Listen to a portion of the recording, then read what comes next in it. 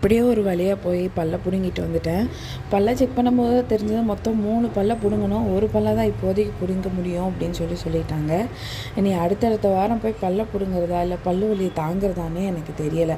கூலிங்காக சாப்பிடுங்க, கொஞ்சம் ஹீட்டாக எதுவுமே சாப்பிடாதீங்க அப்படின்னு சொன்னாங்க. பட் நம்ம வாய் அடங்காதே. கொஞ்சம் தயிர் சாப்பாட்டுக்கு சூடாக சாம்பார் ஊற்றி சாப்பிட்டு பயங்கரமாக எரிய ஆரம்பிச்சிருச்சு. சரி பரவாயில்ல, அடுத்தாவது கொஞ்சம் கான்சன்ட்ரேட் பண்ணிக்கலான்னு அம்மா நைட் இட்லியும் கொஞ்சம் காரம் இல்லாமல் சட்னி வச்சு கொடுத்தாங்க.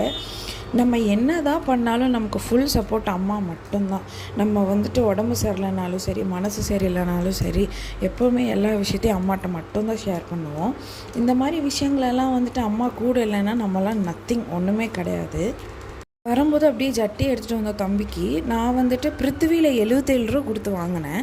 பட் இப்போ நான் ரோட்டு கடையில் ஒரு ஜட்டியே 20 ரூபாய்க்கு தான் வாங்கினேன். 200 ரூபாய்க்கு 10 ஜட்டி கிடச்சிது.